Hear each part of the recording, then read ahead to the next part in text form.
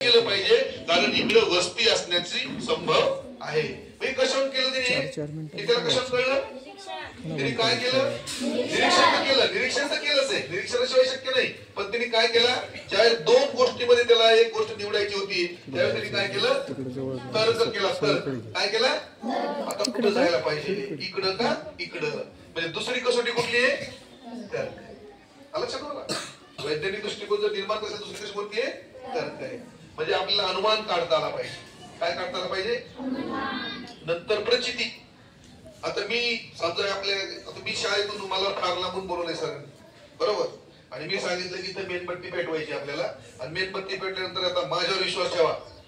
मग त्यांनी फार सांगितलं सरांनी, स्तुती केली माझी की राज्य पुरस्कार भेटला, इकडं राऊतवाड सर सुद्धा म्हटले. पण ठीक आहे, आम्ही म्हणलो आता ती मेणबत्ती पेटलेली आहे, कुठल्याही मुलीने यायचं किंवा मुलाने यायचं आणि त्या मेणबत्तीच्या याच्यावरती हात धरायचा असं मस्त नाही.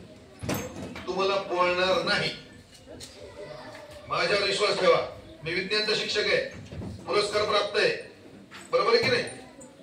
तुमच्यापेक्षा मी वयाने मोठा आहे, आणि मग मी सांगेन तुम्हाला की मेणबत्तीवर काय करायचं, हात घालायचा त्या मेणबत्तीच्या ज्योतीवरती, पेटलेली मेणबत्तीवर, पण तुम्हाला ती पोळणार नाही. करणार की नाही तुम्ही, हो नाही, नेमकं काय काय करणार तुम्ही, मी सांगितलं ना, पोळणार नाही, मग तुम्ही धरणार की नाही, हो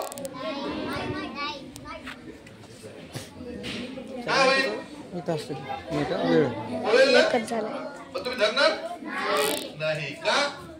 तुम्हाला माहिती आहे, तुम्हाला याची प्रचिती आहे की कुठल्याही जाळ्यामध्ये हात टाकल्यानंतर काय होतं, पोळतं. मग कशाला पकडायचे, कोणी सांगू द्या ना. मग कोणी जरी सांगितलं तरी ते काय सांगतात, चूक सांगणार आहेत, बरोबर की नाही. म्हणजे आपल्याला तिथे काय लिहिली, आधी प्रचिती आलेली, काय लिहिली, म्हणजे तिसरी कसोटी काय, की आपल्याला निरीक्षण, तर्क आणि प्रचिती. नंतर चौथ्याचा दुसरं कोणतं म्हणजे प्रयोग. आपण प्रयोग केले पाहिजे, प्रयोग असले पाहिजे, बरोबर, आणि वैश्विक असले पाहिजे. कसे असले पाहिजे ते, वैश्विक. म्हणजे समजा अमेरिकेमध्ये जर एखादा विद्यार्थी शिकत असेल, तर तुम्ही 5वी 6वी 7वीचे, पाण्याचा फॉर्म्युला काय हो, पाण्याचं रेणूसूत्र काय, H2 म्हणजे 2 हायड्रोजन आणि 1 ऑक्सिजन, बरोबर. मग समजा भारतात आपण शिकतो, इथं विडोळीमध्ये शिकायला लागलो, मग पाण्याचा फॉर्म्युला इथं H2O, तर समजा तिकडं दिल्लीला काही मुलगा शिकत असेल, मग तिथं पाण्याचा फॉर्म्युला काय असणार आहे, तोच असणार आहे, तो बदलणार आहे का. म्हणजे आपण जे प्रयोग करू हे वैश्विक असले पाहिजे. कसे असले पाहिजे ते, म्हणजे कुठेही गेल्यानंतर ते बदलता कामा. ही जी चौथी कसोटी आहे ती काय आपल्याला, की आपले प्रयोग कसे असले पाहिजे, वैश्विक. या पद्धतीनं आपल्यामध्ये आपण वैज्ञानिक दृष्टिकोन काय करू शकतो, वाढवू शकतो.